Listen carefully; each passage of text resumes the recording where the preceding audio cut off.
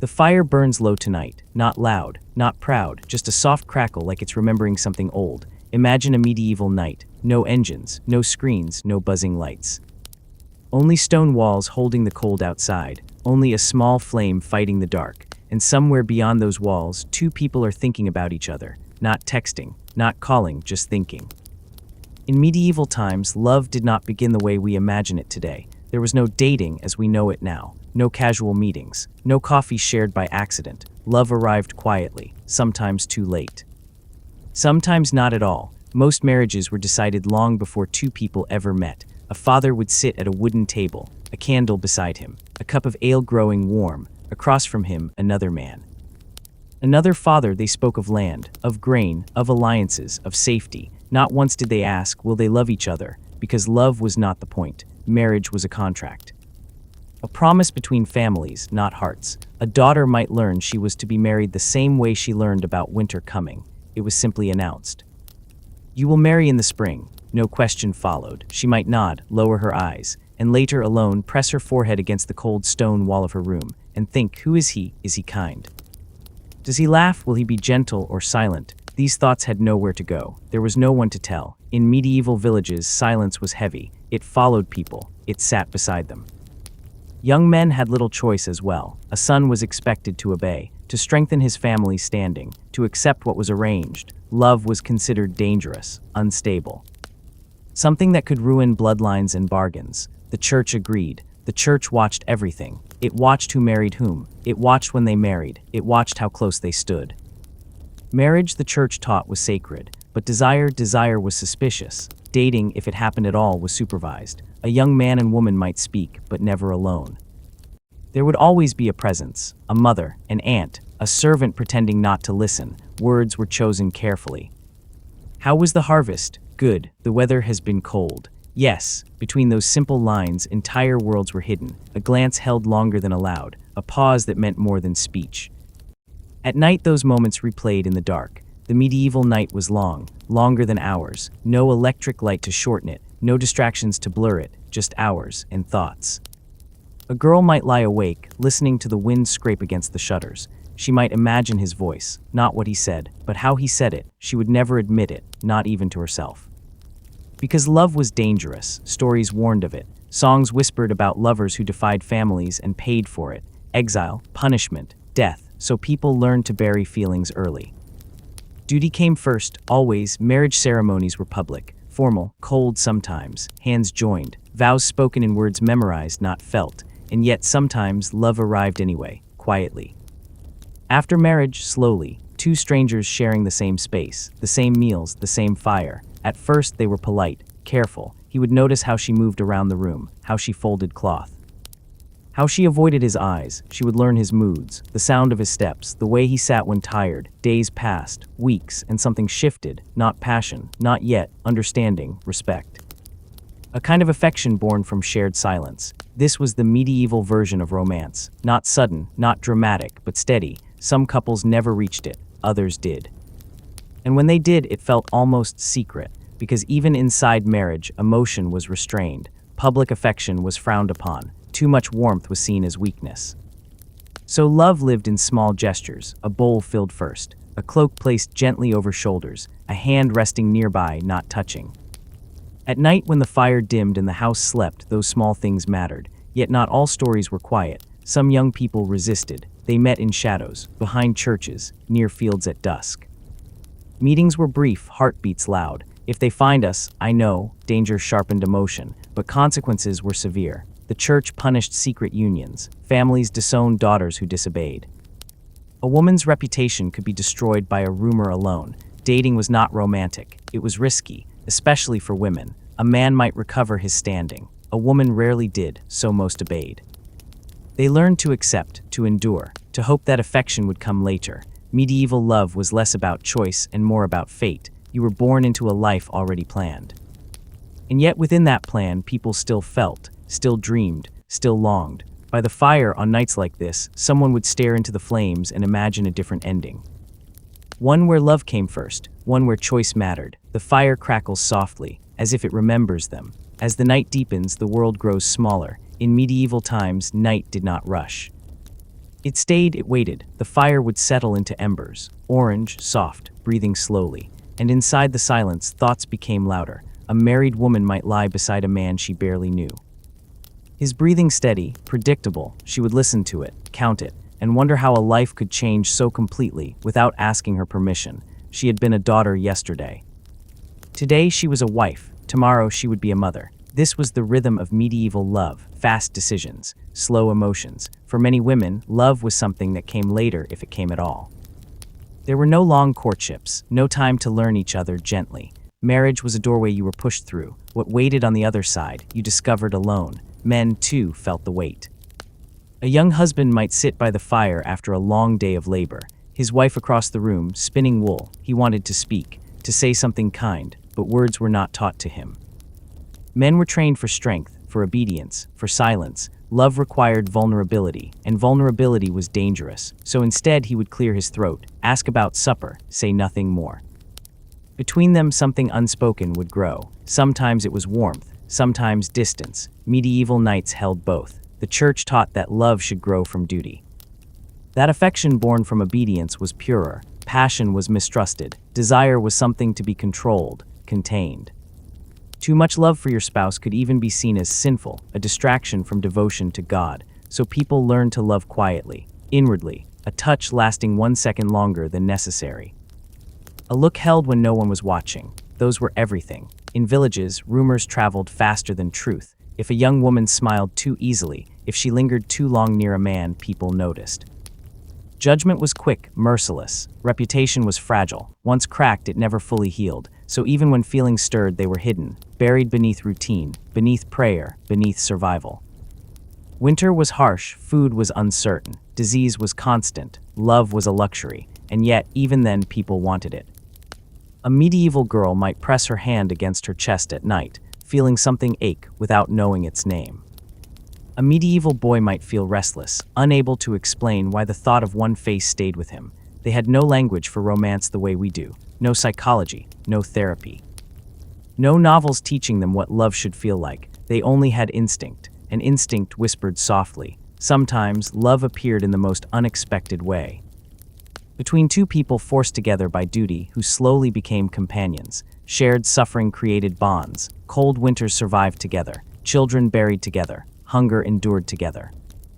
These experiences carved something deeper than passion, a trust, a loyalty, a quiet, enduring affection. This was medieval love at its strongest, not loud, not dramatic, but unbreakable.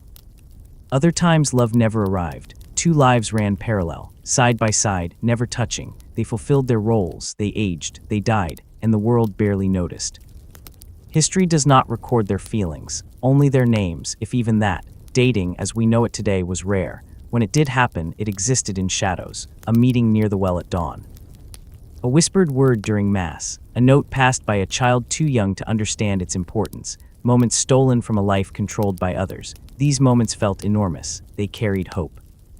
And fear, because discovery meant ruin. The church could annul unions, families could exile children, punishments were public, humiliation was part of justice, so most people chose safety.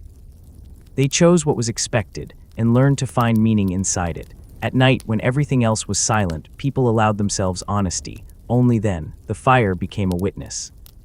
It heard regrets, it heard prayers, it heard dreams that would never be spoken aloud. Someone somewhere always wondered, what if I had chosen? But choice was a modern luxury. In medieval times, life moved forward whether you were ready or not, and love adapted. It became patient, subtle, enduring, or it disappeared entirely. The fire grows dimmer now. Embers glow softly, like memories refusing to fade. These were the people of the past, not so different from us, just quieter, more restrained. Carrying their hearts carefully through a world that did not ask what they wanted. As sleep approaches, their stories settle into the dark, unfinished, unanswered, like the night itself. Before there were cities, before stone walls, before borders were drawn with ink and law, there was the open land, wide, endless, breathing with the wind. This was the world of the Massagete. No fixed homes, no permanent streets, only movement. Horses grazing under open skies, tents rising and falling with the seasons. Fires lit, then abandoned, then remembered. Life here was simple, but never easy. And from this world came a woman named Tomiris. She was not born into softness. She was born into motion. As a child, she learned the rhythm of hooves before she learned the rhythm of words. She learned how to read the sky, how to listen to the wind. Among nomadic people, survival was a shared responsibility. Men hunted, women guarded, children watched and learned. Strength was not questioned, it was expected. That expectation quietly. There are no stories of her as a laughing girl or a playful child. History rarely keeps those things. What it remembers is presence. Calm, unshaken, observant. She married a king of the Massagette, a union shaped by tradition, not romance. Together they ruled a people who valued freedom above all else. Then, as life often does, everything changed. Her husband died, and the silence that followed was heavy. In many worlds, this would have been the end of her power. A widow stepping aside, a woman fading into the background. But the Massagette were not many worlds. They watched Tomiris closely. They did not ask if she was afraid. They watched if she would stand. And she did. Without spectacle. Without ceremony. She became queen not by force, but by steadiness. Spoke. She moved with intention. She carried grief without letting it bend her spine. Her people followed her because she understood them. She had lived as they lived, moved as they moved, endured as they endured. Far away, another man watched these lands. A king whose empire stretched wide. A king who believed the world was meant to be taken. Cyrus of Persia. His name traveled faster than his armies. Cities fell before him. Kings bowed. Borders dissolved. To him, the lands of the Massagette were unfinished business. He did not see people. He saw territory. And when he learned that these lands were ruled by a woman, he smiled. History tells us he first chose words over weapons. He sent a proposal, marriage, a polite offer wrapped in strategy, to join empires, to unite rule. Tomiris read his message carefully. What it meant? This was not union. This was absorption. If she accepted, her people would no longer be free. They would become subjects. She declined. Simply. Clearly. No insult. No threat. Just refusal. Cyrus did not accept refusal easily. When words failed, he turned to patience. And then to trickery. He sent his forces closer. Not to attack, but to tempt. Wine was left behind. Food richer than nomadic fare. The Massagette were not used to excess. Some followed curiosity. Some followed hunger. And many paid for it.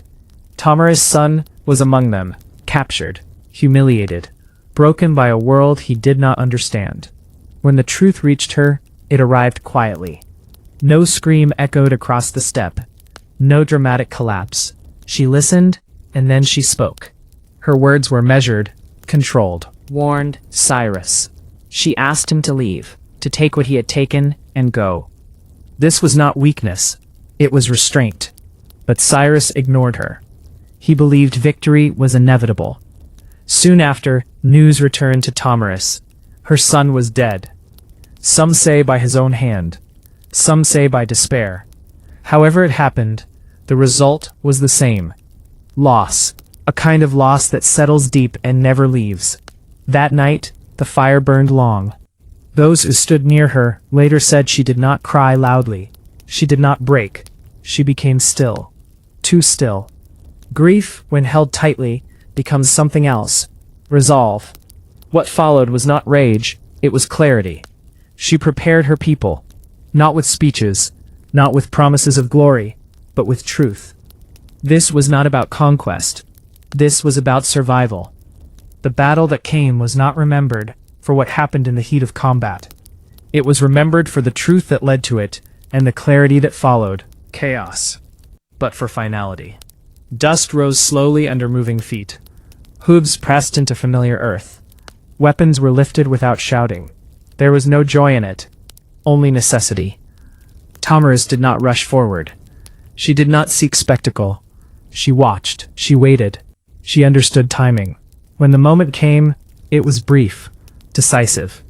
And then, it was over. Cyrus fell. An empire met its limit.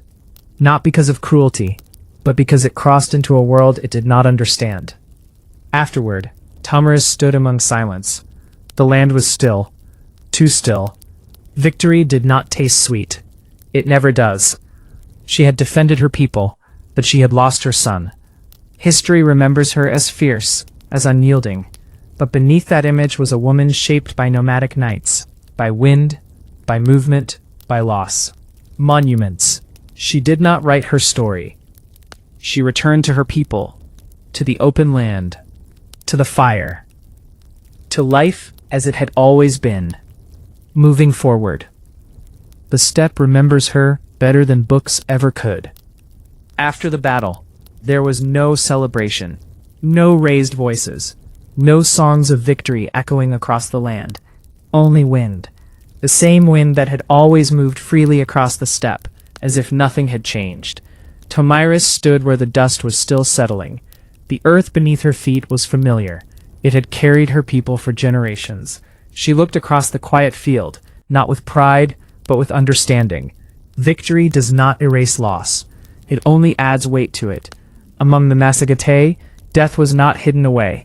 It was accepted as part of movement, like seasons shifting without asking permission. That night, fires were lit, not for celebration, but for warmth. People gathered in small circles. They spoke softly. Some did not speak at all. Tamiris sat among them, not above them, not apart.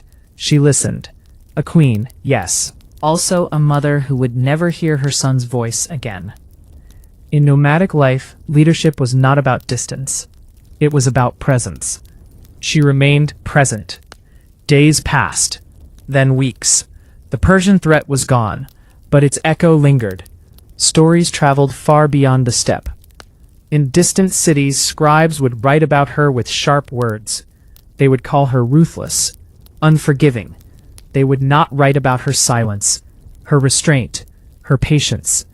History often mistakes stillness for cruelty. But among her people, memory worked differently.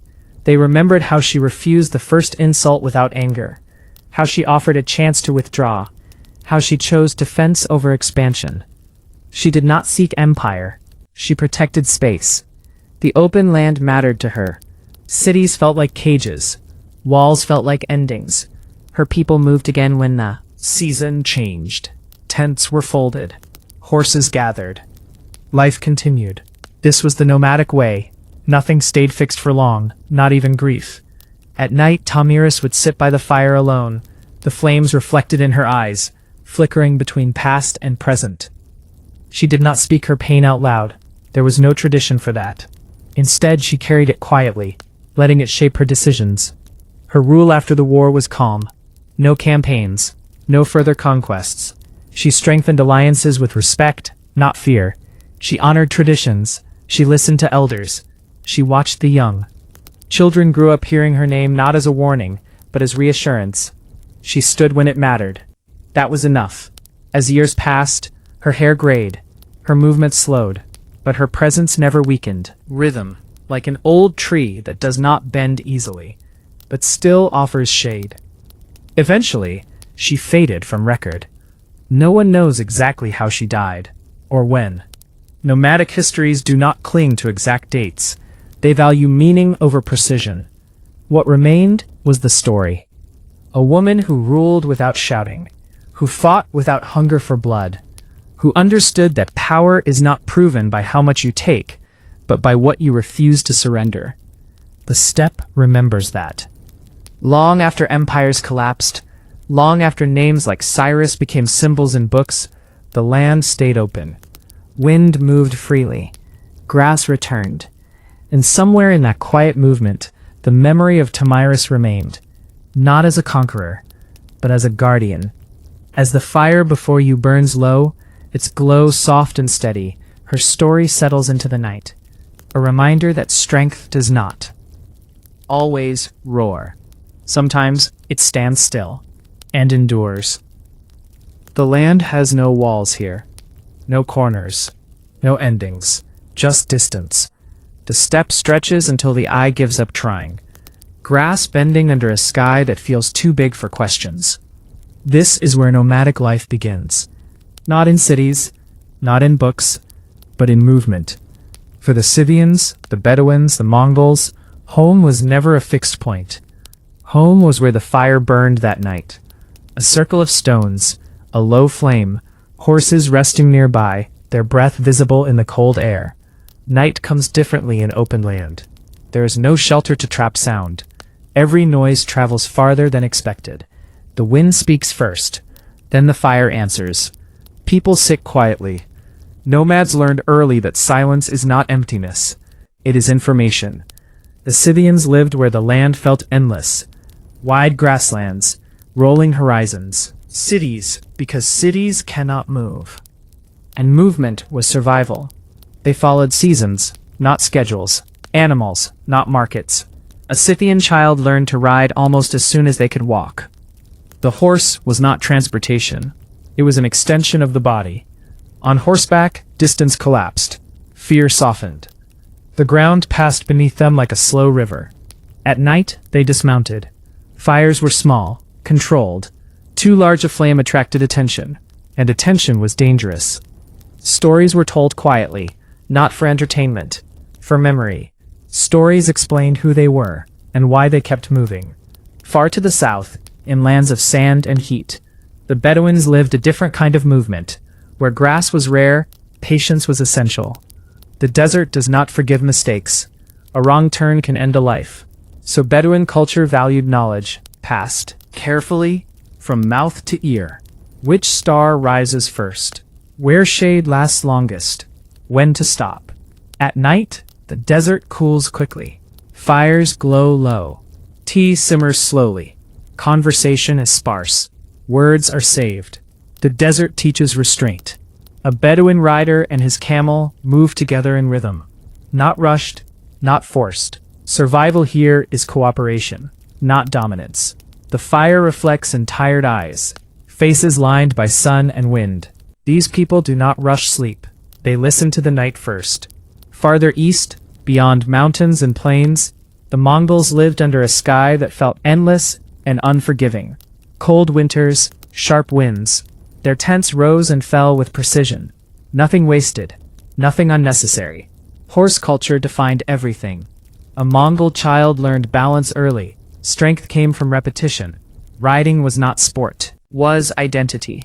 The horse carried food, shelter, weapons, stories. At night, Mongol camps were quiet. No singing, no excess. Just the sound of leather shifting, wind brushing fabric. The fire burned inside the tent, protected. These fires were sacred. They warmed hands, they cooked meat, they centered the family. Across all these cultures, night was not feared. It was respected. Darkness was a teacher. In the dark, you learned to listen. Nomads understood that land does not belong to people. People belong to land. That belief shaped everything. They did not carve borders. They followed paths already written by nature. This made them seem dangerous to settled civilizations. Unpredictable, difficult to control. But from the nomad's perspective, cities were the danger. Walls trap people. Rules harden. Freedom shrinks. Valued flexibility. If the land changed, they changed. If danger came, they moved. At night, after a long day of travel, bodies rested close to the fire. Not too close, just enough. Someone stared into the flames, thinking of nothing in particular. Philosophy was not spoken. It was lived. What matters? Enough food, enough water, enough warmth. Everything else is noise. The fire crackles softly. Horses shift their weight. Somewhere far away, a wolf calls. No one panics. This sound has always existed. Nomadic life taught acceptance. You cannot control everything. You adapt. A Scythian elder once said nothing at all, but everyone understood. Silence can be wisdom. Bedouin poetry was often about longing, about journeys that never truly end. Mongol stories remembered ancestors, not buildings. Names passed down. Places. These cultures carried memory inside themselves. When you move constantly, You cannot leave memory behind. You must carry it. At night, under open skies, thoughts slow. There is no rush. Tomorrow will come whether you prepare for it or not. So you sit, you breathe, you watch the fires slowly collapse into embers. This was the nomadic rhythm. Not loud, not dramatic, steady, and deeply human. As the night grows deeper, the land seems to breathe. The steppe does not sleep the way cities do. It rests with its eyes open. Stars stretch across the sky, not clustered, not crowded, but spread out, as if they too understand distance. Nomads looked at this sky every night. They did not name every star. They did not measure them. They felt them. When you live without walls, the sky feels closer and smaller at the same time. A fire burns in the center of the camp. Not large, never large, just enough to hold the night at bay. Around it, bodies sit or lie quietly. No one rushes to speak. In nomadic life, words are chosen carefully, because sound travels far, and because silence has value. The fire is not just warmth, it is time. People stare into it, and thoughts slow down on their own. In this quiet, generations pass. Overlap. A young rider cleans dust from a saddle. An elder watches without comment. No lesson is spoken. None is needed. The horse stands nearby, calm. Nomads did not see horses as property. They saw them as partners. A good horse knew its rider's weight, their balance, their mood.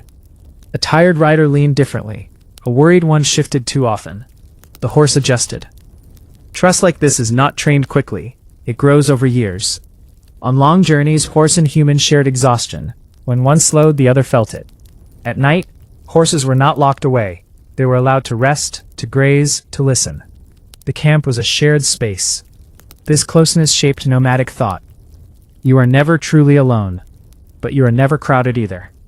Space exists between things, and that space matters. Philosophy among nomads did not come in long. It came in understanding. If the grass thins, you move. If the water dries, you adapt. You do not argue with the land. You listen. Settled civilizations often misunderstood this. They called nomads restless, unstable. But movement was not chaos. It was balance. Staying in one place too long exhausted the earth. Movement allowed recovery.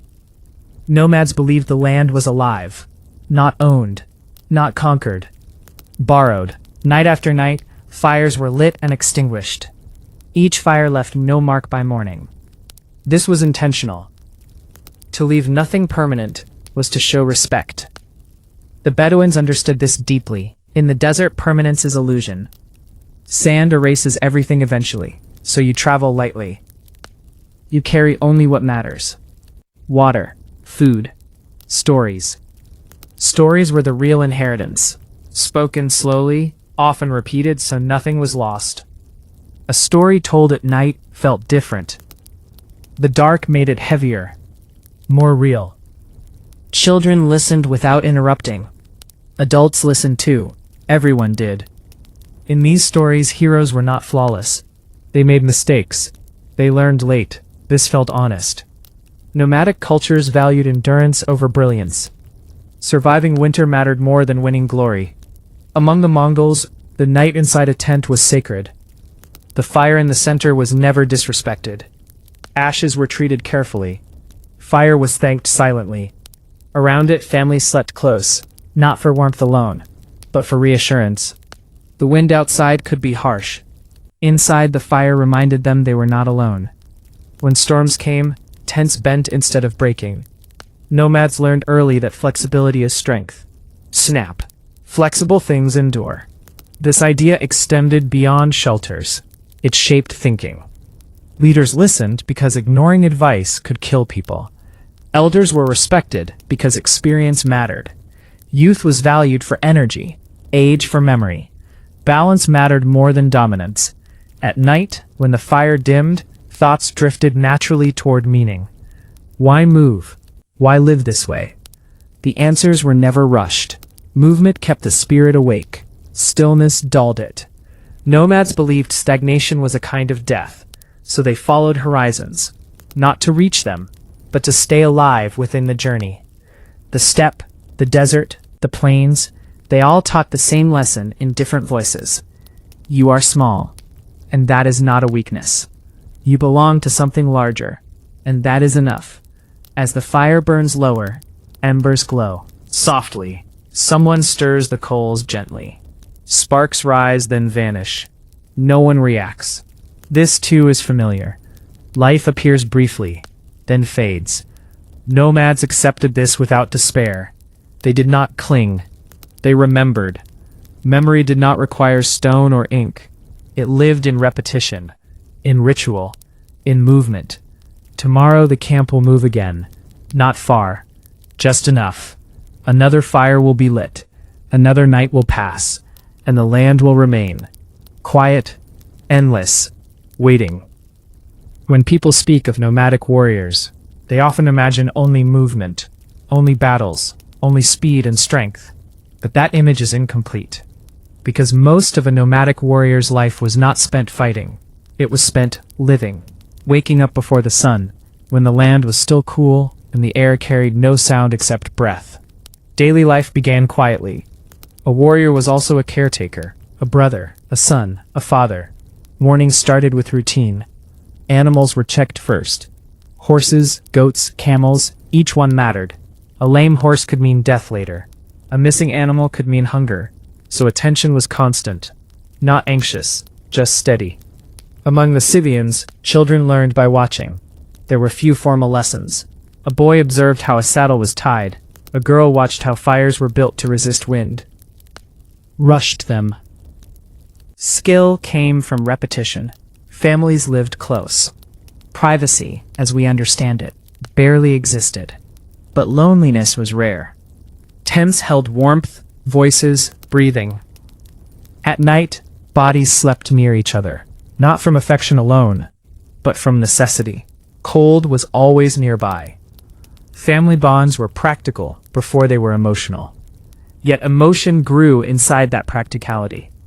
A mother's hand adjusting a blanket. A father checking on sleeping children one last time.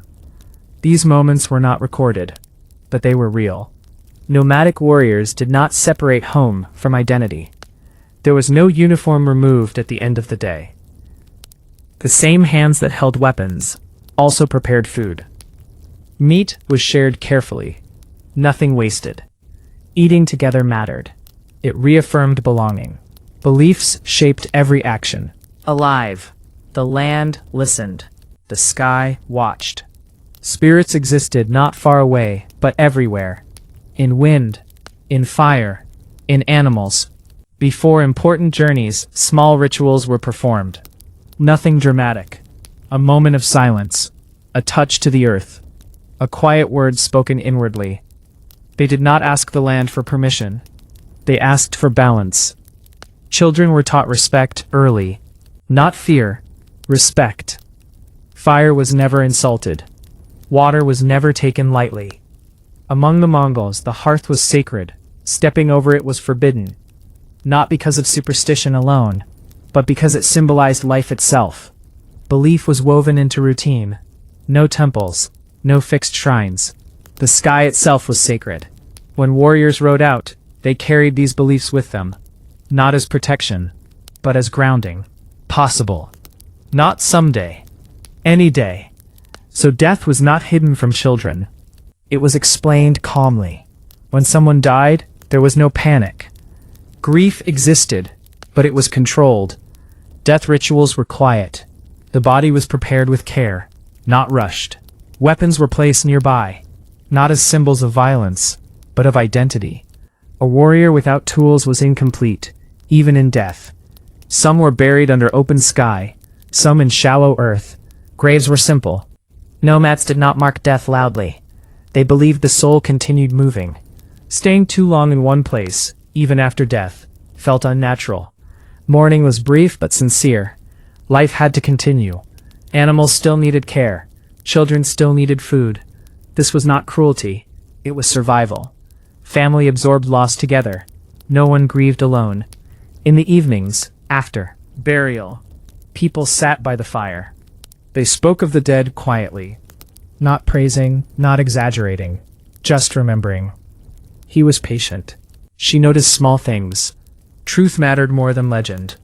Warriors were not celebrated for killing. They were respected for endurance, for protecting family, for returning home. The idea of glory was foreign. Survival was enough. As night deepened, stories softened. Children fell asleep listening. Adults stared into embers. Everyone understood that tomorrow was uncertain, but tonight was shared. This was the hidden life of nomadic warriors. Not constant motion, not endless battle, but routine, care, belief, and a quiet acceptance of mortality. The fire crackles gently, ash settles, another night passes without announcement. As time moved forward, nomadic life followed its own quiet rhythm. Days were not measured by clocks, they were measured by light. Morning arrived with subtle changes in color. The sky softened, the cold loosened its grip. People rose slowly. No alarms, no urgency. Daily life was shaped by awareness. A nomadic warrior knew the sound of each animal's breath, knew which horse preferred shade, which child woke easily from dreams. These details mattered. They were not written down. They were remembered. Family was the center of everything, not in a sentimental way, but in a practical one. Without family, survival became fragile. Tasks were shared naturally. One person prepared food, another checked supplies, someone repaired leather worn thin by travel. Children moved between adults, absorbing everything. No one told them, "This is how it is, how you live." They simply lived, and children followed. In nomadic families, strength did not silence tenderness. A warrior might appear distant to outsiders, quiet, guarded. But within the family circle, that same person softened. Laughter was low, but real. Affection was subtle, but constant. A hand resting briefly on a shoulder. A look that said, "I see you." Beliefs guided behavior even when unspoken. Among many nomadic cultures, including the Bedouins, hospitality was sacred. A guest was never turned away lightly. Even an enemy, once inside the camp, was offered water, not because of weakness, but because dignity mattered. Refusing hospitality was believed to invite imbalance. Beliefs were not about reward after death. They were about harmony now. Nomads believed that anger left traces, that disrespect echoed. Restraint. When conflict happened, it was handled directly, not with lingering resentment, not with endless punishment. Resolution mattered. Life was too uncertain to carry bitterness. As warriors aged, their role shifted. They rode less, observed more. Their value increased, not decreased. Memory was power. An elder remembered past winters, old mistakes, paths that led nowhere. Younger warriors listened, not always immediately, but eventually. Night was when wisdom surfaced. Fires burned low. Faces softened in shadow. Stories emerged without announcement. Not heroic tales, simple ones. Once, we stayed too long by the river. Once, we ignored the sky. Lessons hid inside these stories. No one said, "Learn from this." Learning happened quietly. Death, when it came, did not interrupt this rhythm. Gently. Sometimes sudden. Sometimes expected. When someone felt death approaching, they often withdrew slightly. Not from fear, but from preparation. Goodbyes were brief. No dramatic speeches. A nod. A look held longer than usual. People understood. After death, the body was treated with calm respect. Washing was careful. Clothing chosen thoughtfully. No rush. Time slowed. Children were allowed to be present. Death was not hidden from them. They were taught that life ends, and that this ending does not undo meaning. Graves were simple, often unmarked, not because the dead were forgotten, but because memory lived elsewhere, in stories, in habits, in gestures repeated. Mourning did not isolate. No one was left alone with grief. Food was shared.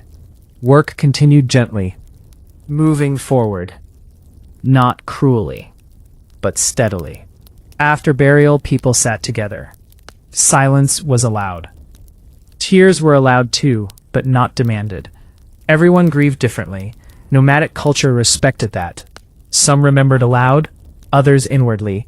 Both were valid. The belief was simple. The spirit does not vanish. It moves. Just like the people themselves. This belief softened fear. Death was not a wall. It was a transition. Another journey. As nights passed, grief eased, not because love faded, but because life required presence. Animals needed care. Children needed guidance. Fire still needed tending. The warrior who once rode at the front now existed in memory. In advice echoed. In habits inherited. In quiet moments by the fire, someone would suddenly smile. Remembering something small. Was how nomads honored the dead. Not with monuments, but with continuity. The hidden truth of nomadic warriors is that they were never defined by violence. They were defined by responsibility, to family, to land, to balance. War happened when survival demanded it, but living happened every day. Most of their lives were spent in care, in watching skies, in reading wind, in maintaining fragile harmony. As the fire before you grows dim, its light soft and steady, these lives settled gently into memory, not loud, not forgotten, just present. At night, the mountains do not move. They stand still, dark against the sky, as if watching. In the year 1869, these mountains had been watching for a long time, watching men arrive, watching them struggle, watching them disappear. The railroad did not grow in daylight alone. Much of it was built at night, by lantern light, by moonlight, by exhaustion. During the day, progress looked impressive, steel stretching forward, wooden ties aligned carefully. But at night, everything felt different. Night stripped away pride. What remained was labor. Men stood in the cold, breath visible, hands cracked, backs bent. The mountains were silent. They did not care about schedules. They did not care about ambition. They had existed long before rails were imagined. The workers knew this. They felt small here. Quieter, but heavier. Hammers rang softer. Voices dropped lower, not because of rules, but because energy ran out. Some men worked by habit alone. Their bodies remembered movements even when minds drifted elsewhere. The railroad promised connection, but for those building it, life felt isolated. Camps were temporary, tense, rough wooden shelters. Men slept close together for warmth, not for comfort. Sleep came quickly. Dreams, when they came, were short. At night, fires burned low. Not celebratory fires, practical ones. Enough to heat food, enough to warm hands. The mountains loomed nearby, unchanged. In these camps, workers came from many places. Some had crossed oceans, some had crossed states. Many names were never written down. They were simply called workers, explosives. They carried fatigue. Some nights, snow fell without warning. The rail line did not stop. Schedules did not pause. Men worked through storms because stopping meant falling behind. And falling behind meant replacement. The railroad was progress for the nation, but pressure for the worker. Nighttime blurred days together. One shift bled into another. Time lost shape. Men stopped counting weeks. They counted meals instead. Food was simple, heavy, meant to fill, not to please. Eating happened quickly, often standing. There was no ceremony. Night swallowed sound. A hammer strike echoed briefly, then vanished. Mountains absorbed it. These mountains had seen glaciers. They had seen forests rise and fall. Human effort felt brief by comparison. Some workers understood this deeply. Illusions. This was not legacy. This was survival. Many never planned to see the railroad completed. They just needed wages. Nighttime accidents were common. Visibility was poor. Fatigue slowed reaction. A misstep, a slipping hand. Sometimes no one noticed immediately. Work continued. Silence returned. In the dark, danger felt closer. Explosives were handled carefully. Too carefully. Fear sharpened focus. Men learned to trust each other quietly. No speeches. No bonding rituals. Trust was built through repetition. If someone handed you a tool the same way every night, you learned to rely on that motion. The railroad advanced slowly, inches at a time. Steel did not rush. It demanded patience. At night, this patience was tested. Cold, stiffened fingers. Wind cut through clothing. Stay warm. Some hummed softly. Others said nothing. The mountains watched. They did not judge. They simply endured. Forgotten workers lived most of their lives here. Not in towns, not in cities. Between destinations. Letters from home arrived late, if at all. Some men could not read them.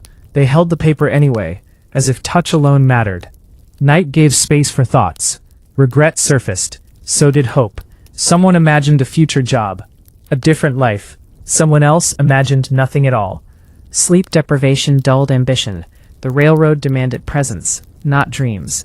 When dawn came, it was quiet, not dramatic. Light crept over ridges slowly. Men blinked, adjusted.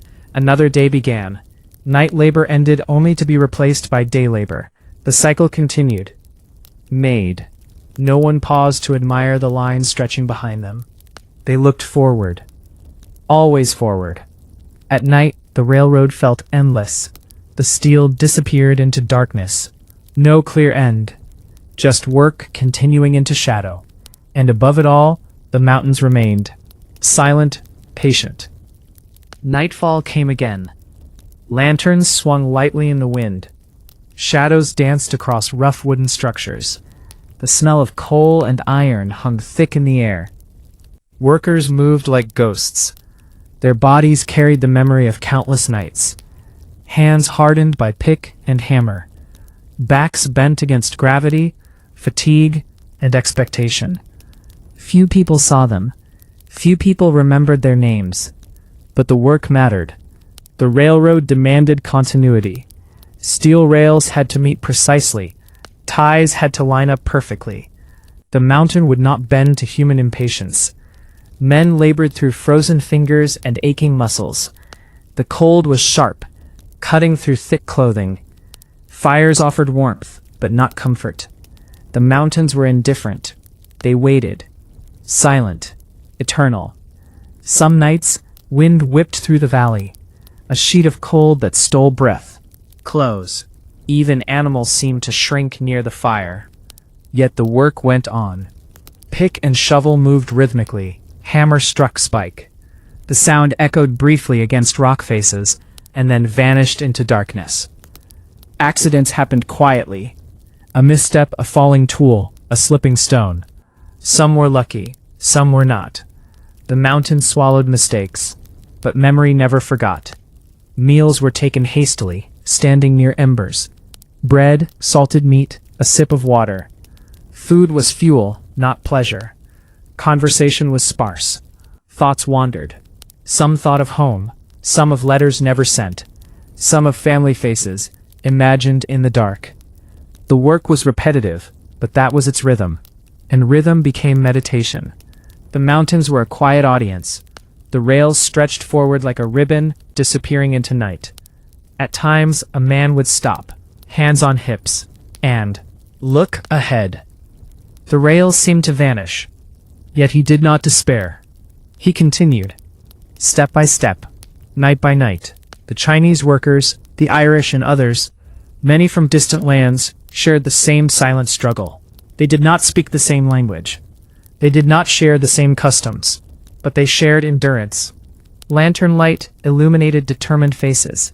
Sweat and soot combined. Eyes tired, but watchful. Each nail, each spike, each tie carried invisible history.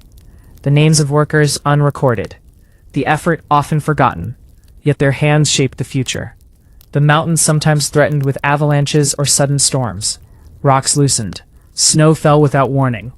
Men would huddle, eyes scanning shadows, then resume. Night allowed reflection. It stripped pride, exposing the bare necessity of survival, and still, progress was made. Became a blur. Night melded into day, day into night. Sleep was brief, but still essential. The body demanded rest, even if the mind resisted. Workers told stories softly in the quiet hours, legends from home, tales of rivers and cities far away. These whispers kept spirits alive. They reminded men they were more than labor. Yet the mountains remained unmoved, indifferent observers, silent witnesses to human effort. The completion of the Transcontinental Railroad was not a single moment. It was countless moments, strung together across nights like lanterns in the dark. Finally, the day came when rails met. Promontory summit. The last spike. Men stopped. The wind stirred. The mountains continued to watch. But humans paused. The spike was driven. A symbol of connection, of coasts joined, of dreams realized. The meaning was quieter. It was not triumph. It was endurance. It was the knowledge that they had lived through the impossible and survived. That their hands, scarred and steady, had carved progress into stone, into earth, into iron. Names were written in newspapers. Politicians claimed glory. The nations celebrated. But the laborers, the forgotten ones, returned to silence. They packed their tents. They loaded supplies. They moved on to the next challenge. The mountains remained. The rails stretched forward. And the night fell again. These men, Irish, Chinese, and others, often died young. Some in accidents, some in illness, some quietly far from home. No monument bore their names. No ceremony honored their endurance. Yet history carries them invisibly, in every link of steel, in every mile of track, in every train that crosses the land without pause. And when night comes now over the same mountains, and the trains are silent, it is easy to imagine their hands still moving through memory, still shaping, still enduring. Nighttime labor became legend only in its silence. Silent mountains, silent men, and the quiet forging of a nation. They did not seek recognition. They sought nothing but survival, connection, and completion. The last spike, driven gently yet firmly, echoed softly across the valley. The mountains absorbed it without comment. The wind carried whispers. Men stood quietly, fatigue pressing on every shoulder. No cheering, just presence. The realization of something immense, yet unspoken. The workers drifted back to their tents. Lanterns glowed low. Fires whispered warmth. The mountains waited, silent, patient. Every night had been like this, in the shadow. Every step, every spike, every ember mattered more than the spotlight. This is the story that is rarely told, of the men who built a continent while the world slept, of endurance that went unnoticed, of labor that whispered across time.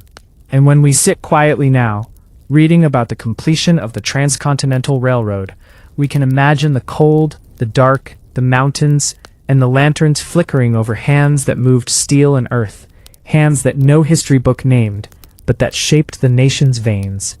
These nights were long. The mountains were eternal. The men were mortal. And yet, through their silence, something enduring was created. The rails stretched into distance. The wind carried faint echoes of hammer and pick. The firelight dimmed, but memory remained. History may forget the faces. Struggles. It may forget the names, but it cannot forget the work. It cannot erase the night. It cannot silence the mountains. It cannot undo the labor of those who endured, so that others might travel freely, so that coasts could meet, so that a country might breathe differently. And in that quiet, in that night, we find the true legacy of the Transcontinental Railroad. Not in celebration, not in ceremony, but in endurance, in silence, in the slow, human persistence that moved mountains and shaped history without fanfare. History does not always answer questions. Often, it leaves whispers, faint traces of lives once lived, events half remembered, people half understood. And this is not failure. It is the nature of time. Some mysteries are too large for records, too subtle for monuments, too quiet for notice. They linger in shadows, in the pause between one fact and the next, in what is not written. We sit by a quiet fire in our imagination. The flames flicker. Smoke rises lazily. Night stretches beyond the walls of cities, beyond the reach of light. We think of vanished civilizations. of rulers and warriors who never knew their stories would be told, of ordinary people whose names vanished, but whose choices shaped the world.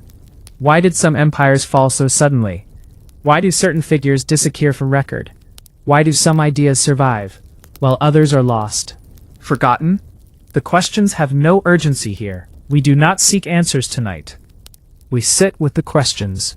We allow them to settle softly. In the quiet, we realize history is not a list. It is a rhythm, a pattern of actions and consequences that echo beyond the moment. Sometimes the echo is faint. Sometimes it is resonant.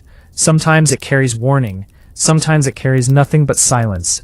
The Scythians, the Bedouins, the Mongols, they moved. They left traces of culture, but many details are lost.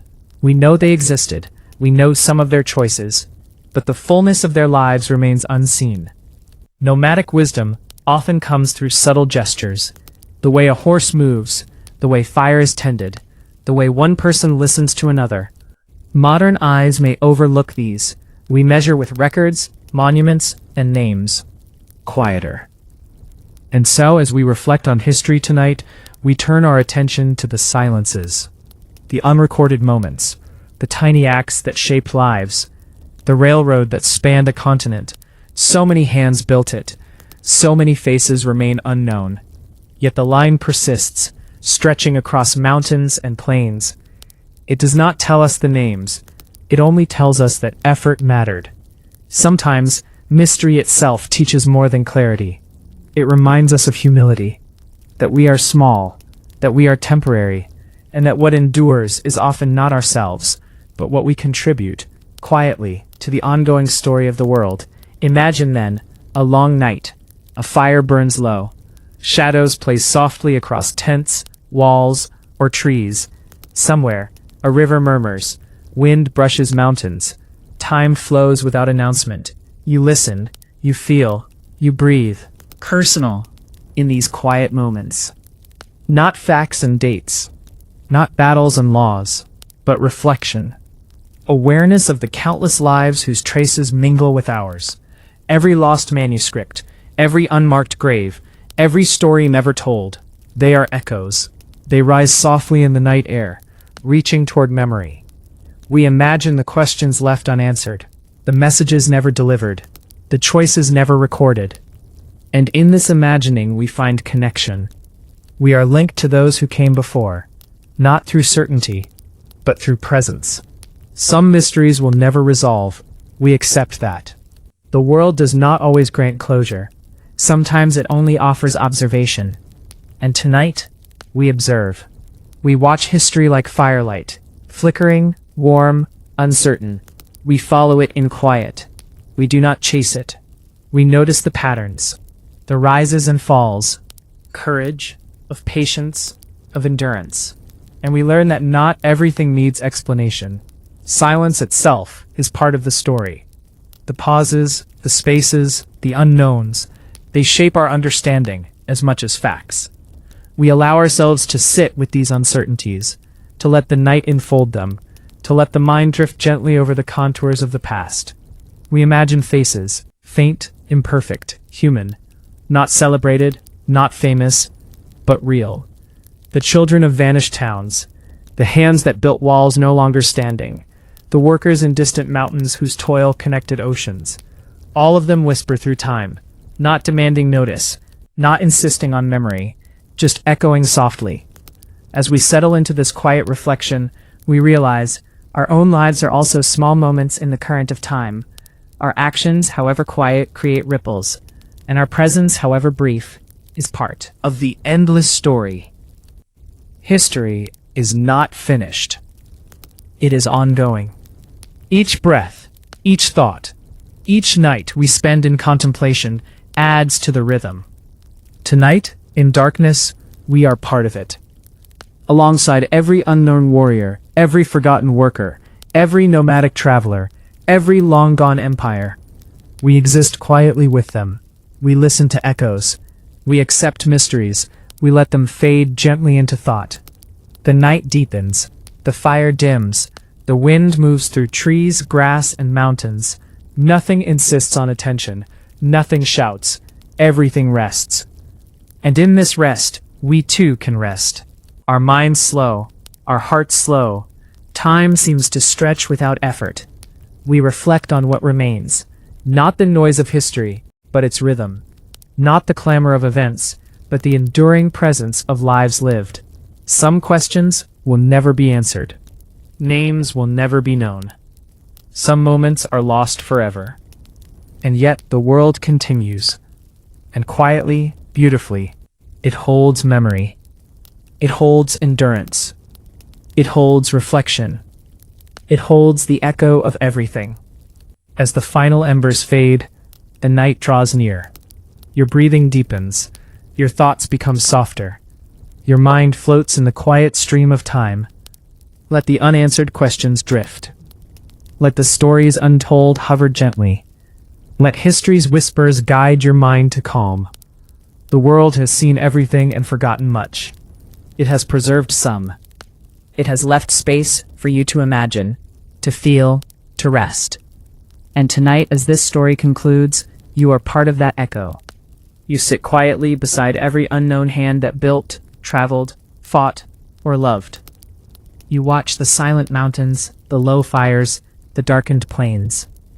Mysteries, human lives, they fade softly, like embers in the night, like wind over endless fields.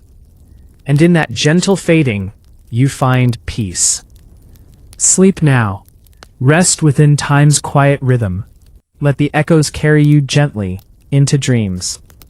The night deepens further. Stars spill silently across the sky. They do not judge. They simply exist, watching the slow unfolding of time. History, like the stars, does not need our approval. It moves, silently, shaping worlds without fanfare, without demand. We remember the unknown faces, the workers in mountains hammering through the night, the nomads who followed endless horizons, the forgotten empires whose stones have crumbled into soil. All echo softly, not loudly, not with insistence, but persistently in the rhythm of time itself. We drift now among these echoes, moving gently from one mystery to another. Some are small, a lost letter, a vanished town. Some are vast, empires swallowed by centuries, rivers rerouted, voices silenced. Yet each matters. It matters because it reminds us of impermanence, of fragility. Each life carries. The mountains still stand. The oceans still flow. The winds still whisper over plains and forests. Everything changes, and yet everything remains. Think of the Scythians riding across endless grasslands, the Bedouins pausing beneath stars, the Mongols tending fires inside leather tents. They too left questions behind, unanswered, perhaps unanswerable. And we sit quietly, not demanding answers, but listening. History is patient. It waits. It does not hurry. It does not care for applause. The unanswered questions teach patience. They teach humility. They teach reflection. We imagine the hands that shaped steel rails, that carved paths through stone, that tended fires in nomadic tents. The hands are scarred. The hands are tired. The hands are human. And in imagining, we feel a connection. Thread spanning centuries. Not a story with a clear end, but a shared presence. Some events remain unresolved. Some deaths unmarked. Some journeys incomplete. We accept this. Acceptance is not surrender. It is understanding. It is knowing that the past is a vast landscape, and that we are only a single step within it. The fire beside us flickers. Shadows shift. The night listens. Time seems to slow, bending around each thought. We reflect on our own lives, softly, on the choices we make, the fleeting moments we often overlook. And we see that history is not just events. It is awareness. It is memory. It is presence. Quietly, we allow ourselves to rest with this thought. The unknown becomes familiar. The unresolved becomes part of us. The forgotten lives whisper their lessons in silence. We think of the rivers, the mountains, plains, and the countless hands and hearts that traverse them. We imagine their fears, their hopes, their small victories. And we honor them, not with grand gestures, but with attention, with reflection, with thought. The night air grows softer. Our breathing slows. Our mind drifts. Perhaps a mystery will fade into dreams. Perhaps an echo will linger, just long enough to remind us that life in all its quiet ways persists. The wind carries stories. The stars shine over forgotten cities. The fire dies gently into embers. All fades softly. And in that fading, there is peace. A gentle conclusion. A quiet understanding. A lullaby for the mind, for the heart, for the soul. As the echoes of history settle, we drift with them. The unresolved questions become part of the calm. The stories untold become gentle companions. Slows. Everything softens. The world hums a quiet rhythm, and we follow it. Sleep now. Rest within this continuum of time. Let the mountains, the fires, the rails, the endless plains, and the whispers of history cradle you.